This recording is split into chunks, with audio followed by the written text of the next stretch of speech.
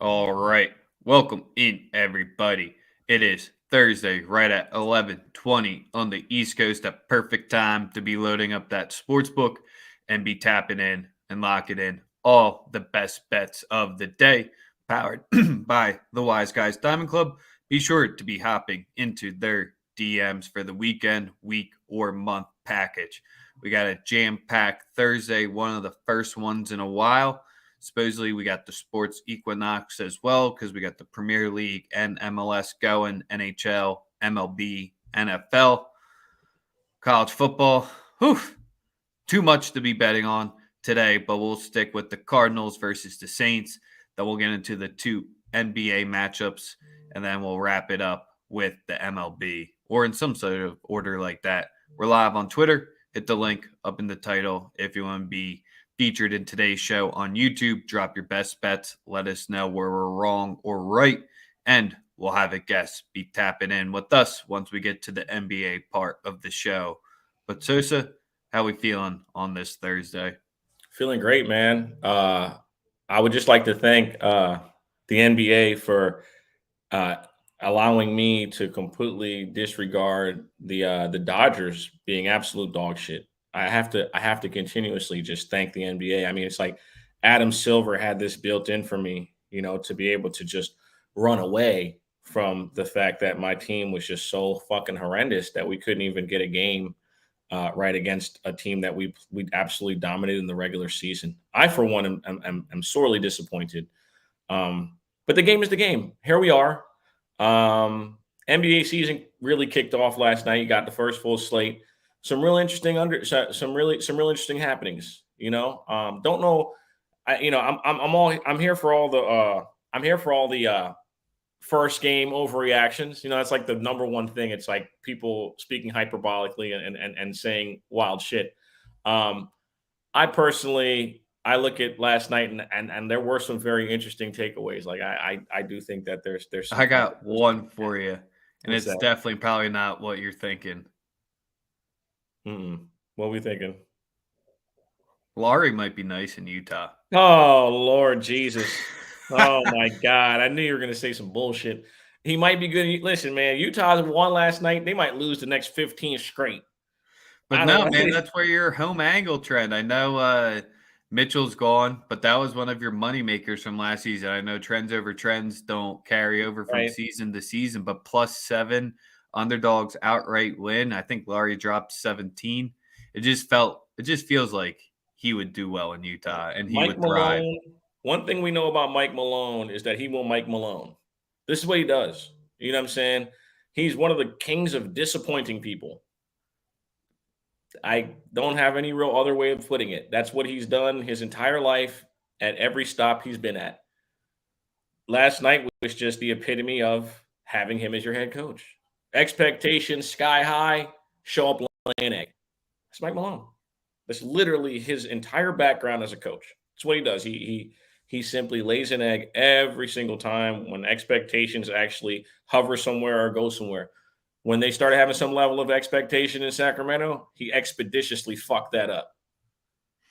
So what was your takeaway before we get into the Yankees versus My the first my Astros first game? takeaway is that Paulo Banchero is a grown ass man. And I don't know if he's Facts. going to get those first uh, those same buckets that you're going to those same shots with Cole Anthony come back. So obviously Cole didn't play. But bro, the fluidity, the shot making, he's nice, bro. He's real. I mean, obviously, you know how I roll. It's very hard for me to ever big up a Duke player, you know. But the thing is that if they're one and done, it's okay. He's got to wait about 6 months. As a North Carolina fan, that's the rules. Them the rules. I don't make them. I just enforce them. You know what I'm saying? Just like I love Zion Williamson, but I couldn't say anything until he was gone. Right? Yeah, So we were always high on the Apollo train. I wasn't expecting the Magic to look that clean last night, but I think one of the biggest pieces was Franz Wagner. Well, you get 20 piece last night, easy. A lot of guys went off for the Magic, but yeah. Franz getting that 20 and only even 3 boards was low, but nice little e- offensive output from him. I want people to keep in mind also. that the Chicago Bulls traded Wendell Carter Jr. and 3 first-round picks for Nikola Vucevic, and the first pick out of those 3 was Franz Wagner.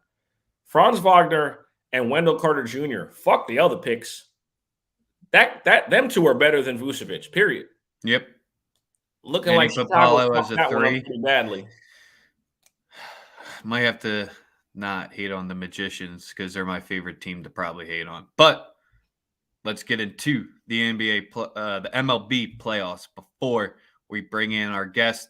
We had the Astros answer back early yesterday, take the lead right in the middle, hold off a little late push that they had with they almost got through with the Verlander start. Now Valdez, you can't do the travel excuse anymore. Sure, the arms are tired. We got the Astros laying a minus 145 price. The Yankees with plus 125 with Severino on the mound. The total sitting at 7. What are we liking here? I think I'm gonna roll with the over tonight, man. I think that the bats show up tonight for both sides. I think that we get runs. Valdez pitched a couple days ago to close in the closeout game against Seattle. I like the over 7 at minus 114. Don't really trust the Yankees bullpen to any capacity if Severino does get into trouble early. And I think that it just eventually will become a game where both teams are just giving it up. And I think that's my main major expectation here. I think both teams score runs. I don't think it's a dead offensive game. And I think that we get the over 7 relatively easy. I don't know how much Bader could stay this hot. The dude, I don't know if he's got the Carlos Ruiz Adderall right now or what, but have one home run in the first however many games, and the dude just can't get out right now at this point. But the bats and the over crushing it last night isn't a good sign for the Yankees pitching today.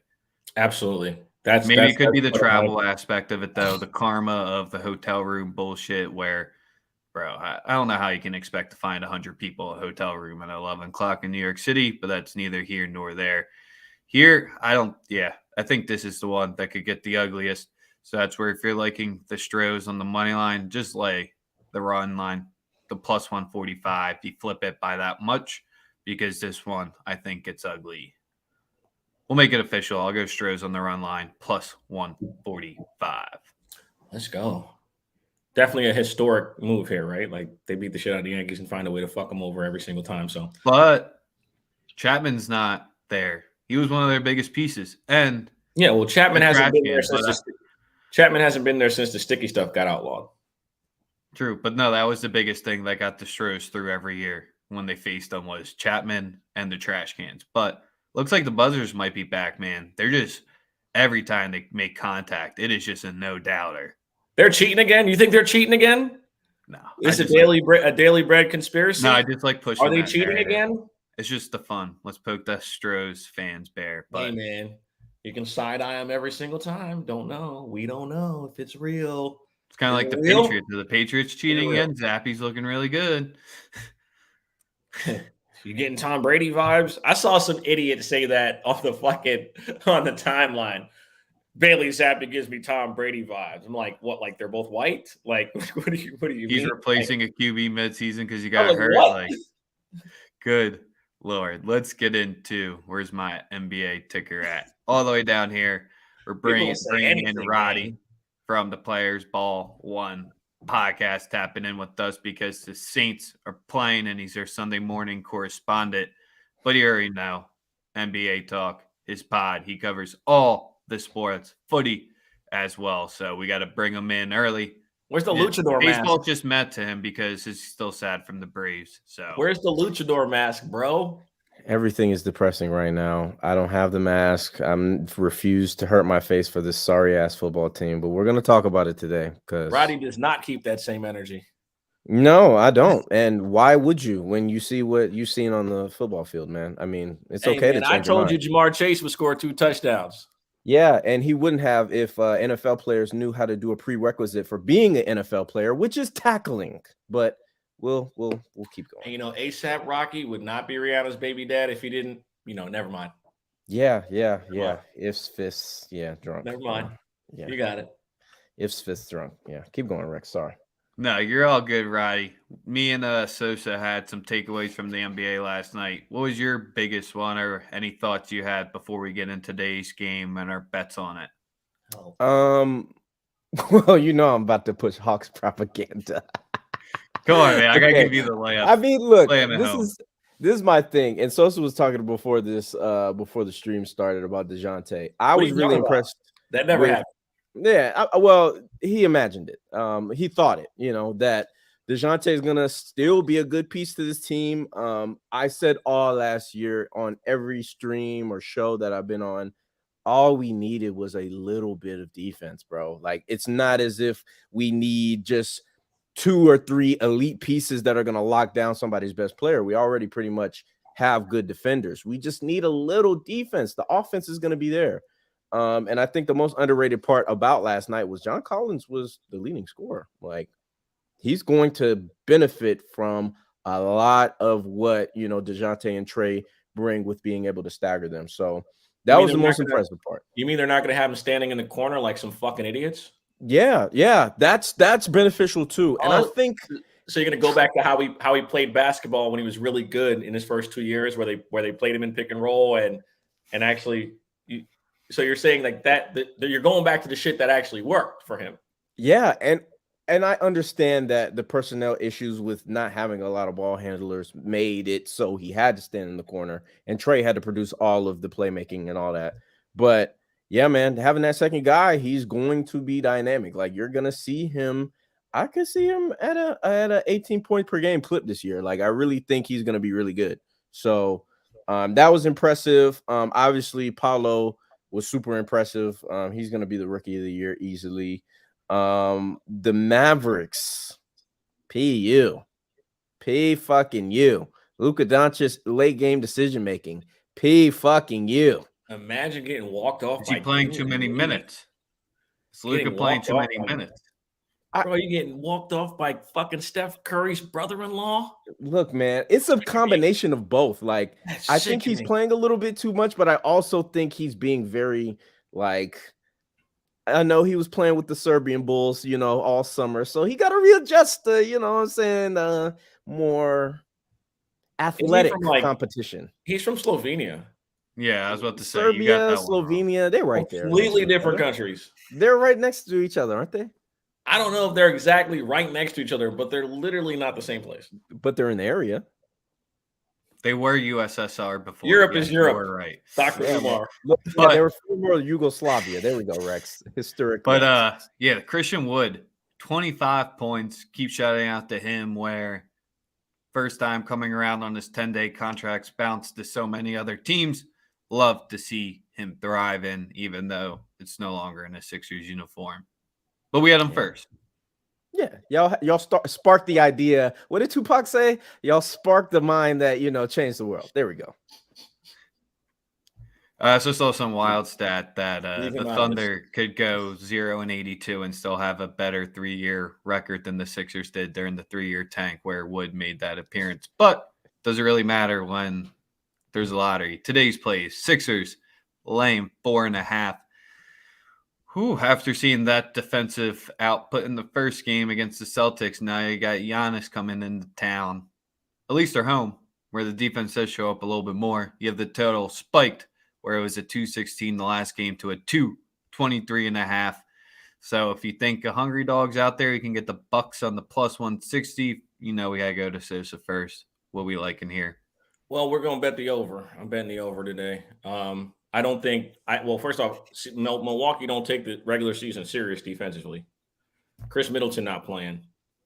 I expect a bounce back. I expect role players to play better at the crib. The energy of the Wells Fargo Center will be there.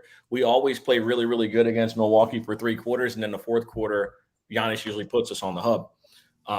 I would know the last 2 times they came to Philly, he did the same shit outside of the Christmas game that we won. I personally, like I said, I love the over. I'm running it right back with Tyrese Maxey's threes. He took 5. I expect him to be in the area of like 7 or 8 tonight. I think that was my biggest thing. I think that the 5 threes that he took, 4 of them were not in rhythm, and they were just kind of forced later in the game when we were down points. Like 3 of them were. He made 1 of them. Again, it's one game. There's no microwave overreaction. I think that's what everybody wants, right? It's like the season's over. No, it's a bunch of new pieces in Philadelphia, and it's going to be an adjustment period. I like the energy in the crib tonight. Also, I'm going to run back the James Harden double-double. I know you didn't get it the other night, but see, that's the thing about the NBA is that water will find its level, and a guy that averaged 10.5 assists on the season last year, even when playing with a team that he only played for 20 games with, we're going to go the over 9.5 assists right now is at plus money at plus 102. And I think, let me get the double-double is also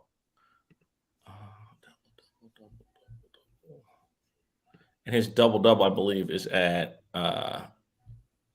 minus 130. So I like both those looks for James Harden. Again, just consistency is what's going to matter here when it comes to betting the 76ers. We know the outcomes that we're going to get on a regular basis, in my opinion. And yeah, I like the over. Tyrese's threes, James Harden's assist, and James Harden to get a double-double. That's what I love in this one. No Middleton, of course. I believe that Giannis comes out and plays like a fucking madman, which is what you're going to get from him for about 70 games this season, which is why he'll be in the MVP conversation for the rest of eternity. So those are my thoughts thus far in regards to tonight. Very scared to pick us to win the game. Milwaukee Bucks first game of the season. They could come out with a lot of energy and it'd be a complete shootout, which I expect. I think there's a lot of points scored tonight from both sides. Well, let's see if PJ Tucker could potentially show up as well, because one of the reasons why Harden maybe didn't get the assist is because Niang, Brick, PJ, Brick. Matisse on the bench. House, another one. Brick. T's got 7 fucking minutes the last game. But Roddy, what do you like in here? I like both Sixers plays. I think y'all will both be happy. I love Joel to get over 27.5 points tonight. That's at minus 114. Obviously, he kind of shit the bed on Tuesday. So I expect him to have some respect for himself and show that he can be an MVP candidate this year. But it's all going to depend on how aggressive he wants to be. I get the whole thing of sometimes I feel like he's not aggressive as he could be because he doesn't want to get seriously injured again. That's kind of why I think he developed like more of an outside game or goes to it more than he maybe should go to it. But I think he's going to be aggressive tonight. I don't think that's even a question. And I also like Tyrese Maxey over 18.5. Just to go along with what Sosa said with the threes, I think, while Drew Holiday is a good defensive guard, I still think in transition, Tyrese is going to get a lot of his buckets. And I do think he is an amazing finisher, even though he's not really that big of a guy. So I think he's going to get off tonight, both of them. And I wouldn't be shocked if y'all cover, bro. I really would not be. I see the Bucks coming out really slow. Like I really do, because they haven't had a lot of additions to their squad. They're playing a lot of guys that, maybe their potential is better than, their actuality currently. So, I got those two guys, but that would be my only 2 looks for this game. I don't really have a ton because the next game, I got a lot. So go ahead. To wrap it up for mine, I think Drew is easy money tonight. His points is sitting at 18.5. His boards are sitting at 4.5. His assists is sitting at 6.5, so his PRA is 30.5. I don't know which one doesn't come through from all 4 of those potentially tonight. I just think from us defensive-wise, you can see it. Maxey, he's probably not going to be on him. Harden, maybe not. And if you throw Tucker, you're not going to be able to put him on him, so who's going to be matched up with him throughout most of the night? Paul Tobias, yeah. I mean, even then. Yeah, so that's just kind of where I think he has the best matchup here. And then Grayson, I just think he's going to just be sitting off in the corner with too much space tonight just because you're going to be focusing on everyone else. His points is sitting at 10.5. I can see him hitting 3 threes. I don't like him going anywhere near the lane tonight. as long as Joel's in the middle. But that's just kind of where my thoughts on tonight's matchup and for most of the Sixers season until I can see that we can stop a scoring point guard. Got to think we got to keep going that route. So I'll make the Drew 18.5 at minus 115 points official. Also, this is something that I'm slightly concerned over is being able to play against teams that really want to run, that really want to get out in transition. Joel being one of those slower guys up and down the court, that could be a bit of an issue. We saw it with Boston. If Boston ran for 40 minutes the other night, they should have beat us by 30. To be totally honest with you, like the transition defense was absolutely awful. And that with Joel Embiid on the floor will be an issue, especially now that you can't take those take fouls and immediately slow. Listen, take fouls. Somebody mentioned, I was talking about it yesterday. Those go up in the comments. The take fouls are the biggest, just like when they were adjusting, fouling for James Harden and players where they were getting a bunch of bogus calls. These take fouls that's going to be the biggest change in basketball this year. It's not even close. Teams were able to shut down so many easy possessions on the other side last year by doing that. With it being eliminated and you give the team a point and possession, you just can't do it. You can't risk giving up points and the ball anymore. Like that is completely out of the storyline here. It's gone. You can't do it. So it's going to put an onus on transition defense. It's going to put an onus on you not doing stupid shit in transition. Teams that are more athletic that want to get out in transition, they're going to benefit a lot from this new change. And I think people need to really pay attention to that. And conditioning is going to be important too, I think. Like you can see early on in some of these stages of the games, like some of these players are getting gassed like very, very early. And, you could tell they were kind of used to, because they have these long ass stoppages for all these reviews too. So the combination of the take fouls, combination of the reviews, now that, that one element is taken away, it's going to be, y'all going to have to really be athletes, this time and not, just on both ends. Nail it in. Yep, absolutely. So, Roddy, you said you had a lot of thoughts on the LA showdown. Let's hear it. Oh, yeah, and I'll be quick. And that's El Trafico tonight, right? Not the Clippers, Lakers. It's El Trafico, right? Yeah, exactly. I was about to say LAFC money line, baby. No, I'm really Gareth Bale to score. Now go ahead. His first goal, MLS. Yeah, Gareth Bale to shoot under par after the penalty. Minus 115. I got the Clippers minus 5.5, bro. Like, why should we respect the Los Angeles Lakers? Like, hearing some of the things, I think watching the game. Well, yeah, chasing 38K. What is it, 38K or whatever? They're chasing Kareem. Oh, chasing Kareem. Yeah, that's what it is. But look, 5.5. I think that's way too short. Watching the game, you could be a little bit more encouraged as a Laker fan because you saw AD play well in spurts, but I mean, I just don't see them being able to match up with this Clippers team. Like, I know everybody's on like, oh, Kawhi's always hurt. Paul George is always hurt too. Them boys is on a mission this year, and they have the head coach to do it. They don't have a bumbling idiot that's going to get in the way this time, okay? They got a guy who made, the play-in tournament with scraps last year. So with some of the philosophies that the Lakers are, starting to put out, Pat Bev said, he wants them shooting like 25, 33s a game. I don't know that they have the personnel to do that. Whole lot of LeBron said they didn't. Whole lot of bricks. Yeah, and LeBron. And look, credit to LeBron too. I know he's super passive aggressive, and a lot of people don't like that. I get it. But look, no. Pressure on the GM. Hold on. See, I'm gonna stop you right there. I'm not gonna let you do that. I don't want to hear any of that bullshit about LeBron throwing in the towel after one fucking game. I don't give him credit for shit. All he did was get on TV and give his fans more fucking excuses. I don't want to hear that. That's where I have to draw the line personally. People are saying, listen, the dude came out after the first game and said, we don't have the pieces. That's called hedging. That's called you didn't even give the team an opportunity to build any sort of camaraderie or fucking chemistry to just simply come out after the first game and say, we don't got it.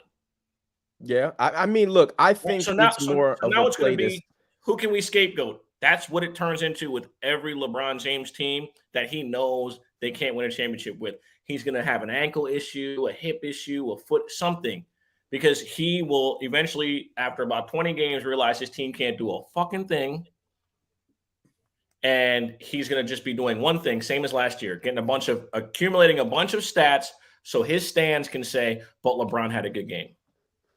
Yeah, and that's why people hate the passive aggressive shit. I totally get it, because I feel like the message is aimed at, the front office, both Jeannie and Rob, which Rob got a contract extension, and you see what the roster looks like. So that's why, look, I get it.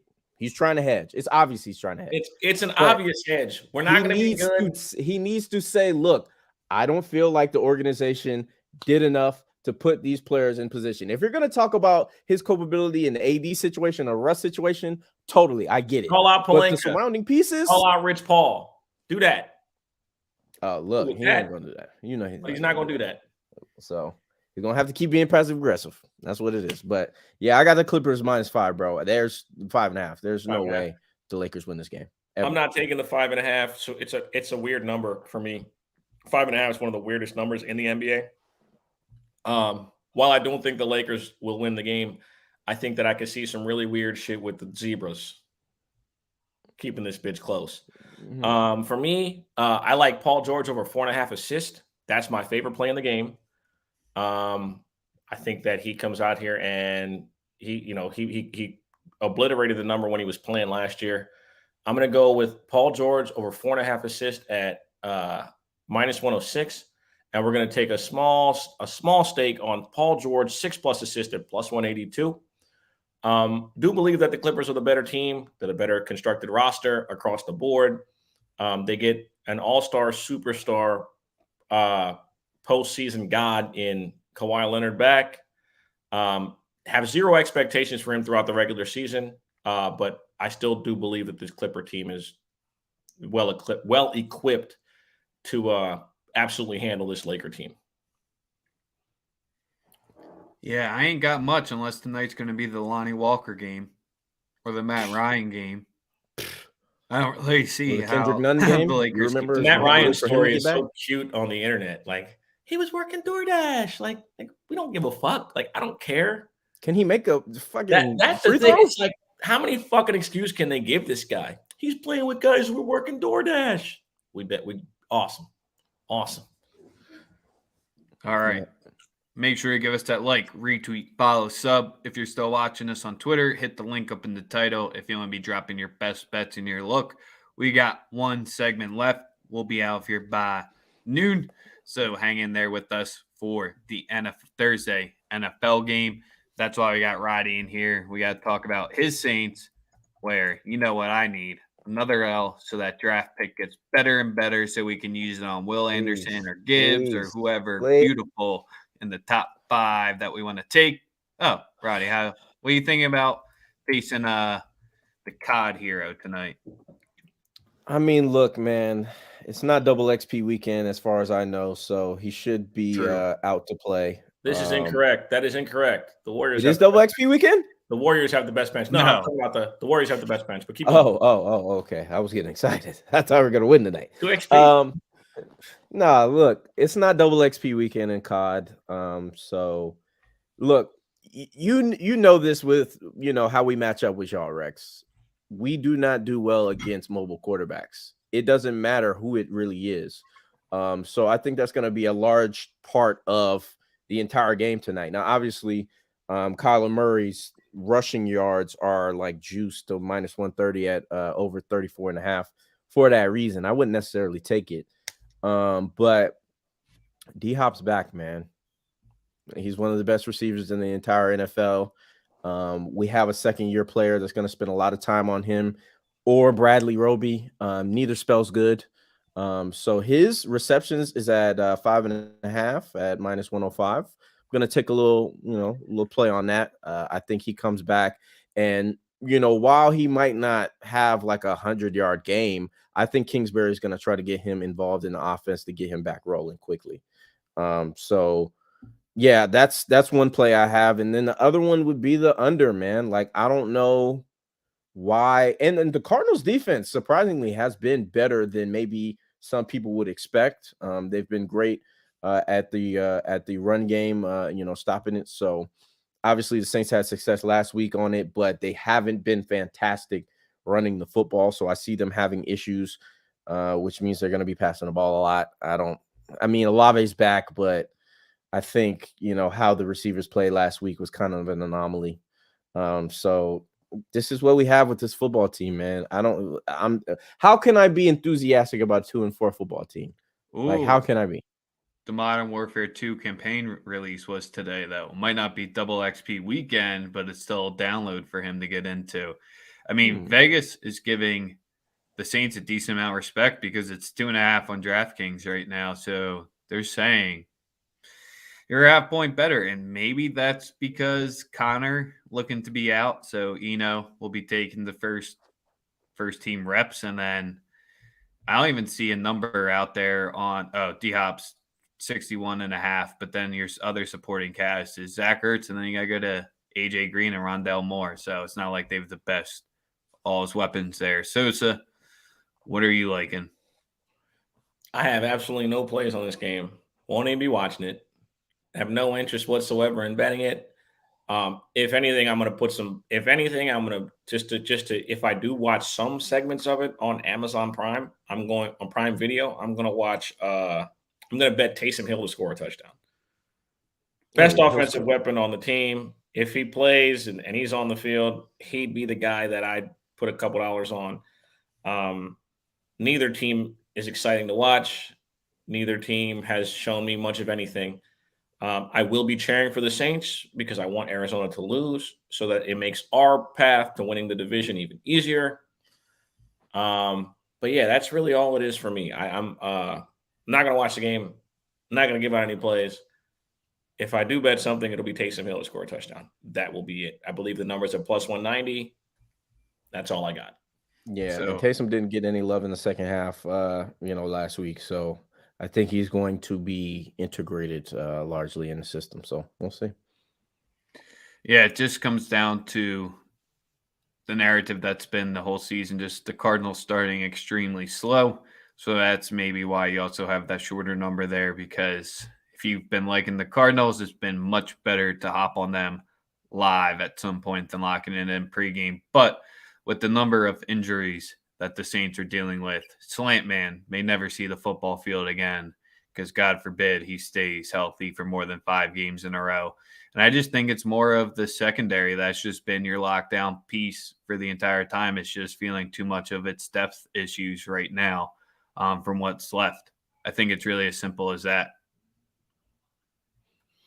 Hey, I have no disagreements with anything either of you have said. Again, I'm just waiting to see when Sean Payton shows up to coach the Chargers. You see how angry he was after D-Hop hit the winner? Hey, man. We're going to see. Dustin Hopkins, put some respect on that man's name. Out for 2 to 4 weeks, though. Quad injury, huh? But yeah. Man was on the ground more than I've ever seen a kicker be. Hey, man. Chuck, you have him in fantasy too? Yep. Game is the game, bro. You'll be all right. But other than that, we got the MLS playoffs tonight. You got the 2 top teams that did have the bye. All the home teams advanced in the first round except for the Red Bulls. So that's where Cincy's going into the Union tonight, who are just the wannabe Union. Cincy's going to play for a draw. That's probably why you see the short price. But I see both teams advancing. So you can take that because that's different than the money line since there is the extra time. But I like this the conference semis, right? Yes, it's not the yep. There's 8 teams left. Right. So other than that, we almost covered everything. So you got a hockey play? No, not today. Nah, not today. It's all right. We'll get back at it on another day. But tomorrow we'll have Calling the Shots coming at you live. You already know. Past 2 days, that's how we've gone live, bringing in the top NBA analysts in the game, letting them drop their full cards or how many plays they can give out in 3 minutes and 30 seconds. But make sure to give us that like, retweet, follow, sub, and DM the Diamond Club for the weekend, week, or month package. We appreciate all of you. Roll it back if you missed the Yankees Astros or any of the NBA plays. Until tomorrow,